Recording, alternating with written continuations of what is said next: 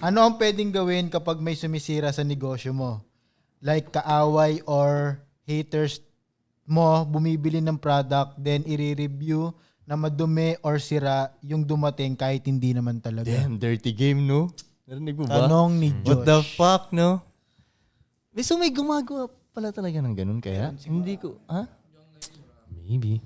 Dirty game yun, ah. Huh? Oh, shit. Okay, anong gagawin mo? Ikaw, Frank, oh. Well, ako as a businessman, tutuloy ko lang kung ano yung mission ko, hindi ako magpapadistract doon. Tandaan nyo na lang, yung Jollibee, nung nag-viral dahil hilaw yung manok nila, kinabukasan tumaas yung stock value nila. Oh, just... Yep. Kailan yan sila nag-viral? Yeah, 2 years ago. So Jollibee na sila. Kumbaga, Jollibee na sila. Gets. Ano rin tuloy, nung unang lumapag yung mga JDM sa Amerika, pinagtawanan sila kasi nag-overheat sila sa Skyway. Hindi kinaya.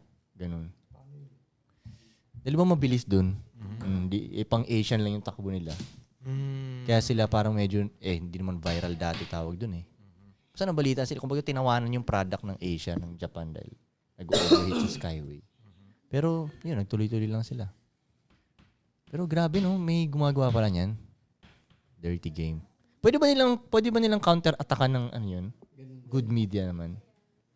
Kaso baka maligaw sila, mawala sila sa mission eh, no? Masyado sila nag-focus sa hater, no? Malamang good media naman yung pinuput out nila from the start, eh, di ba? So tuloy-tuloy lang. Gets. Dapat mas maraming kumakalat na good media na gawa mo kaysa dun sa naninira sa'yo. Pag nasira ka niya nung kaisa-isa niyang video na bad media, hindi ganun ka-strong yung ginawa mo sa brand. Gets. Yeah. Tapos wala man lang kumontra. Pag walang kumontra dun, baka totoo din. Oo nga, no? Hindi ba pag walang kumontra, mas hindi totoo?